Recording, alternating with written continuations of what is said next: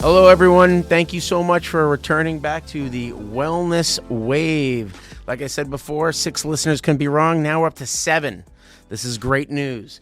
So I'm your host, Dan Trongone, and we are going to do a little bit of a different type of podcast today. Instead of having three people speaking on various topics, today I have Manatee County's own Marcus Harris, resident registered dietitian and diabetes educator, and we're going to talk all things nutrition.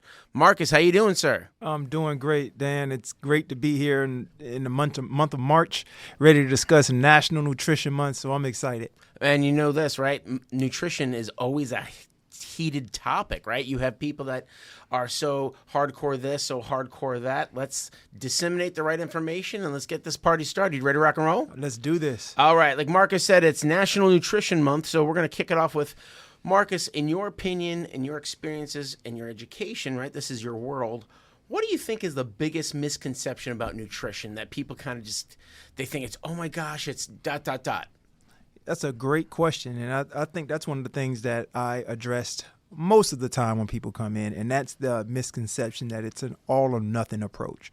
So when people think about nutrition, many people, without consulting with an expert, they want to do everything under the sun right out of the gate. And most people just kind of crash and burn because it's just too much without that professional help. So I think that's one of the most biggest misconceptions about nutrition is that in order to take control of it, you have to do everything at one time, when that's just not the case. Right. And what happens is like too much chaos, it's confusion, and there's no direction, right? You can't be excellent at everything. That's why there's specialists. That's why I like talking to you about this topic, because not only do you live it, you're highly educated in it, and you practice this stuff versus like your typical social media person, where I think a lot of people do get misconceptions from that as well. Sure. And, part of those misconceptions is that, a lot of the attention is not given toward nutrition and getting good at nutrition being a skill set. It's like anything else. Mm-hmm. So when people are good at nutrition, what we're actually talking about is them being good at a certain skill set. So when people don't respect the nutrition as a skill set, it's like, well, I can do anything. It's like, well, kind of no, you can't. You still have to hone your skills, and that's what the real position is when it comes to kicking out those misconceptions. Is just like respecting the process of what it's like to have good nutrition. So when they see you or they attend any of these lectures that we do with nutrition or movement, that's what you're giving them. You're giving a skill set for them to understand their nutrition world. Correct. We're giving them a bunch of tools to hone their skill set. So people may use different tools in their tool bag, and maybe they may not use this aspect of nutrition, but they'll use that. And that's what we do within the county. We go to these different work sites, and then we give them the nuggets and pieces of information to just better their quality of life. Well, you and I always talk about science-based stuff, right? Everybody has a subjective feeling. I feel this, I feel that. And I'm like you. I'm a science-based person. I'm objective. What does the science or the data say?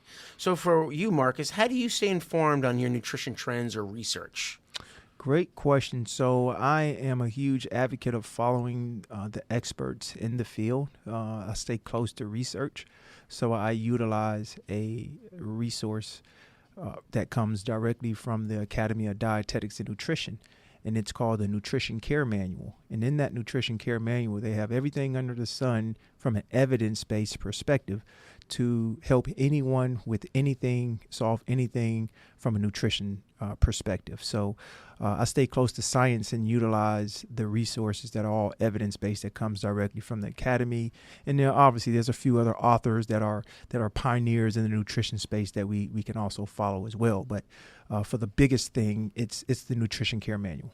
I totally agree, because I do the movement, as you know, and I'm science-based, right? I can do what I feel, but if I'm not getting results, or God forbid I'm getting injured, right? Like, we're going the wrong way. Mm-hmm. So let me ask you this.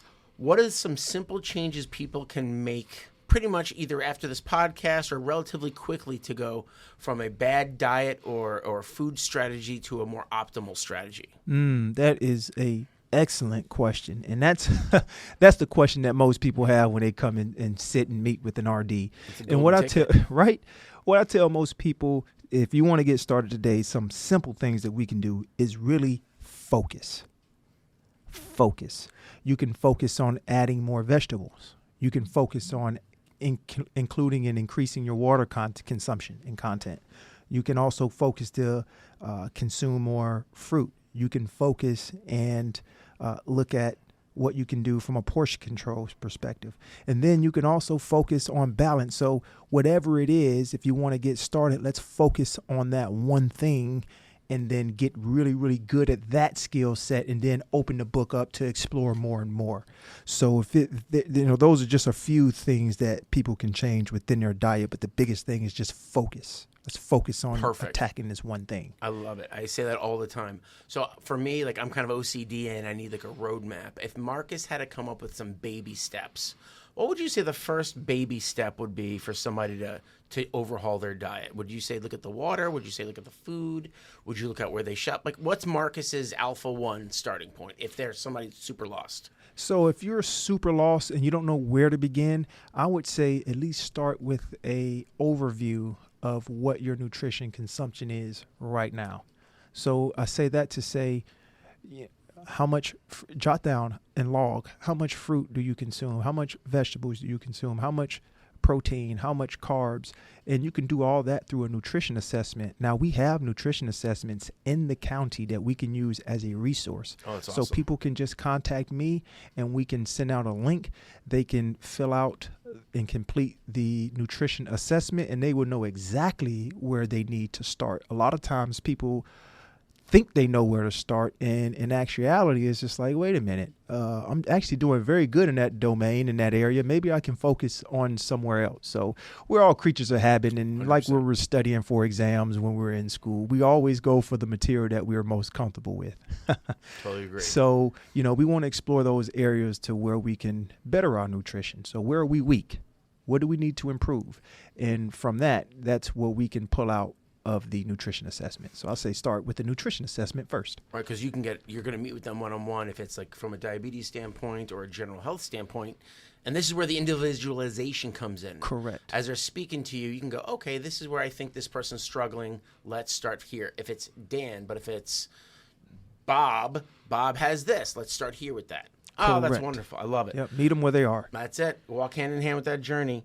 So, Marcus, we have a lot of employees here that either have sons or daughters, or they work in a place that has a bunch of like lunchroom or community type of environments regarding nutrition. Let me ask you this: if your child or you work at a school or you work at here at the county, and there's a bunch of community type of either events and people are bringing food, how do we optimize or make better choices in those spaces? I think that it starts with the community. Okay. And then with the community, I guess we all do our part. So we all are part of a community. If it's a work community, if it's a home community, if it's a family community, whatever the case may be, we all have a community that we're a part of. So if the community can set a culture, or what I call a subculture. So I believe that health is a subculture, because when people are doing healthy things, they get labeled that is that healthy person doing those healthy things. And we can build that. It doesn't have to be an onslaught of 100% uproot of everything that's in the workspace that's not healthy, but it could be on an individual basis. We all can do our part and start by creating a healthier environment for our community. So yes, on one hand, it's a community thing, and on the other hand, it is definitely an individualized thing that can be contagious. That's what we want, health to be a contagious of subculture people. That's it. I call it contagiasm, contagious enthusiasm. That's not my word. That's a Todd Durkin, strength coach, by the way. But it's the truth, right? That's why, like, when I love hanging out with you or any of our coworkers, like, you got to be excited to go on this journey. Otherwise, that journey is not going to really start. Sure. Right? So, for example, right, like, you have a nutrition culture space. I have, like, some strength training spaces. You become the environment that you hang out in, right? So if you're hanging out with people that say, Marcus, hey, I'm really into nutrition and exercise, you're probably going to become better in that aspect because you become who you hang out with, right? Absolutely. Love it. Love it. Okay, so let me talk about this, or let me ask you this space. We're talking about food. We're talking about environments. Now, I'm very a boring person. I try to like to eat the same things because I know what's going on with these things. Like, hey, I have a lean protein. I have this. I have that. Whatever it is. But there's a bunch of different types of foods that we can consume.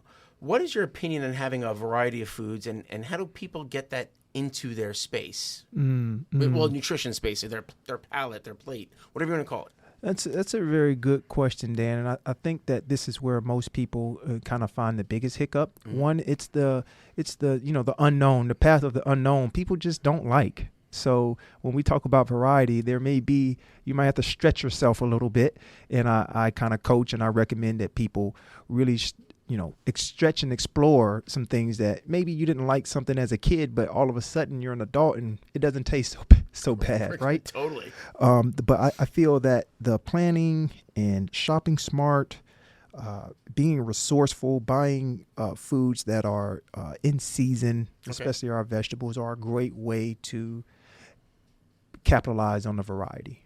Is there anything off the top of your head right now, because it's winter time and it's Florida, what would you think what would be in season you would recommend roughly now if somebody they're listening to this, they're going, you know what, I need to try something different. I wonder what's in season. What would you maybe give them an example of? Great question, Dan. So I would be remiss if I told you that I knew all the seasons of the fruit. Oh, and yeah. vegetables. No, I totally get you. I understand. But I tell you this, the stores know it best. 100%. I can tell you that if the stores have something in abundance, it's probably in season. So when you're walking through the grocery store and you're in the produce section, and whatever you see the most of, especially the fresh fruit, so like your blueberries and your strawberries, and then any one of your berries, you're going to see an abundance of those, and those will probably be the ones that are on sale. Those are the ones that you're going to look for. Now, not all season you're going to have the same vegetable. You'll watch and be observant and watch those vegetables and fruits change over, and those are the ones that you want to go for specifically. Right, I love it. It's like eating the rainbow, not Skittles, meaning the colors of all different fruits. Correct. Love it. Can you give me an example of your personal meals, Marcus, when you diversify your meals? Like, how do you change for a season? Like, what's a typical Marcus food, like, let's say now, and then maybe in the summer or later this year, what would Marcus maybe change his own meals? Oh, that's so, you got me, Dan. I couldn't get around, not putting myself into it, but we could talk about what I do till the cows come home. Yeah, let's give like a simple example. So, just me for preference. Yeah, totally. I love trail mix as an in-between meal. I love trail mix because it hits on everything. It hits me with the sweet, hits me with the salty, hits me with the crunchy. It has fiber in it. It's loaded with nutrients. It has polyunsaturated fats from the nuts. So it's just like a all-encompassing, and I actually enjoy it. So that's huge. I like the trail mix for that. When it comes to the meals, me and my family, and I coach a lot of people, they do a lot of the same things, that we'll theme our week. That way we create variety in that way. Okay. And, it may be a taco night, or, some type of Italian dish, right? Italian or whatever. We'll go different places, and that's a great way to have fun too with the meals and keep it entertaining. Exactly. But if that's not the case, maybe we're short on time. Well, I'll go to a place like what we have around here. We have Sprouts, and we have places like Publix that have almost ready to eat meals, so you can just buy some food that are already seasoned and everything, and you just finish it at home. And I utilize that one a lot, and those would be like my go-to meals for when I'm prepping, and then when I'm not as prepared and I just need to have something at the spur of the moment. Those are what I kind of go to, ready to cook meals. So would you say that trail mix is like your favorite snack? 100%. Okay. Yes. Love it. And you already said why. It packs a nutrition punch. That's it. That's awesome. And I also like the idea, too, is because, we have such a beautiful world, and everybody comes from different locations. And what comes from those locations, like you said, various types of foods that you may, hey, I never tried this. Let me try that. And I think people need to try to kind of spread their wings and try different things. Because, like you said perfectly, not only is it probably tasty, they probably don't even know about the abundance of health benefits they're probably getting from, like, I don't know, quinoa or like a star fruit or something just exotic to them. Absolutely. Love it. Now, let me ask you this, Marcus. When it comes to sitting down one-on-one and you're assessing people's their journey regarding their nutrition, do you use a lot of technology or apps, or do you recommend wearable apps that, maybe can help people get better health? Yeah, so I like the form of in dealing with accountability by using apps because it's able to gamify a lot of our processes. And then people like games, people like winning, people like achieving, people like progress, people like keep score. Totally You understand. know, when people keep score in a positive way, it keeps them motivated. So I'm a huge advocate of using apps. Say, for instance, we want to check your nutrition status. And when you get that nutrition report on a scale from 1 to 100, you want to get your score at least 70 and above. So I like that when we do these nutrition assessments, you're able to get a nutrition score. So the next time that you take this assessment or reassessment, if you would, your numbers are going up. And then people can see that in real time. They see those numbers changing, and they get, excited. It keeps them motivated. They want to do even more and do better. So I'm a huge advocate for apps in technology as just an extra measure of accountability. Well, you and I were talking about that this morning. You and I were talking about sleep, and you're like, "Hey, I measured this," and ... and you were excited just talking about it. Exactly. It's huge because you're tracking in real time, which is the focus, and to be unclear is to be unkind to yourself. And I love it. No, I love it. I love it. For example, if somebody wanted to dive into the world of apps, do you have any suggestions that you would recommend them to try this wearable or maybe try this app as far as nutrition goes? Well, there's a lot of different apps out there, of course, but you have some of your hallmarks, which has been in the game for probably the longest, and that's the MyFitnessPal. It's a great tracking app for tracking food. Then there's a few others that has come onto the scene, like Lose It, and I think there's one called there's a carb counting app out there, which is great, Right. And but all of those are just ways for people to remain accountable. And those are, and also I have the Healthy app within Manatee County. Okay, so we have perfect. a Healthy account that we can track and trend our nutrition on that as well. So you just get with an RD that's on the health plan, and then they'll be able to coach you and drive you through the process in dealing with the app. And it's a great way for accountability, and it's huge for our members here. And even like this month's challenge is going to be the Nutrition Bingo Challenge. And that Nutrition Bingo Challenge, it's a great way to track and trend everything that you're scratching off on the card through Healthy. So it kind of is an extra measure of a check in the box for that accountability. And that could be your basic starting point to technology use. Yes. Hey, I'm meeting with Marcus or whatever RD. Hey, we're checking on Healthy. I'm doing this bingo game. So I think a lot of people should check these things out if they've never, ever done anything, because let me ask you this, Marcus. I think from a fitness aspect and even a life aspect, now nutritional aspect, I think a lot of people need that accountability because the monster that's under the bed that you don't know is way scarier than the monster that you do know, right? And that's what these apps do for you. You're going, hey, like this is exactly where you are. Mm-hmm. Let's go left or let's go right based on your expertise. I love it. I love it. Okay, so if somebody wanted to, hey, this podcast was great, I really want to take charge of my nutrition, where could they find you and how can they make an appointment with you? Yep. So we are all on the Your Choice website. That is ManateeCountyYourChoice.com. Okay. If they went there and go to the nutrition or the well-being tab, and you get the drop down, everything nutrition related will be there. There's a drop down with all of our contracted registered dietitians. There's a booking link that you can book to connect you right into Healthy, and you'll be able to take advantage of all the benefits that we have from the nutrition department. Marcus, let me ask you this. If I'm using 5 of those free with the RD, but you're also the diabetes educator, does that chop into my 5 free if I'm seeing you for diabetes and later on I want to go to a regular RD, or is that something separate? So a lot of people don't know this, but it actually is a separate visit. So Awesome. You meeting with the certified diabetes educator, which is myself, does not come off of your 5 free with the contracted RDs. Awesome. So this is your internal benefit for being an employee on the health plan. Excellent. So they get a multitude of diabetes things. They get a multitude of the 5 free nutrition. Again, I'm the movement guy. You get 5 free personal training sessions. You get 5 free health coaching. You get 5 free mental health. So there's a multitude of accountability happening on your Manatee Your Choice. I definitely think a lot more people should check this out and engage with us so we can educate you in the world of nutrition or mental health or physical fitness. For example, I'm doing a Zone 2 challenge. Marcus, let me ask you this. What kind of exercise do you like for somebody to do that is kind of getting basic general health nutrition that can kind of mirror general movement? Like, what would you recommend if somebody's on a brand new nutrition plan? Would you recommend them seeing like maybe me or the trainers, or would you say, hey, just walk? What would you say if somebody's getting on a... You stole my jam. You stole my jam, Dan. It's our jam. We share it, man. It's a communal jam.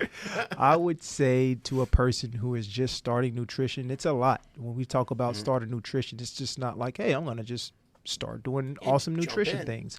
We got to cut out time, and building nutrition is a skill set. So when we're honing those skills and we want to compile other things onto that, I like to respect all dynamics of health and well-being. So with that being said, I would recommend if a person is starting with nutrition, if they want to add a exercise component or movement component, walking is the absolute best thing a person could do. It's free.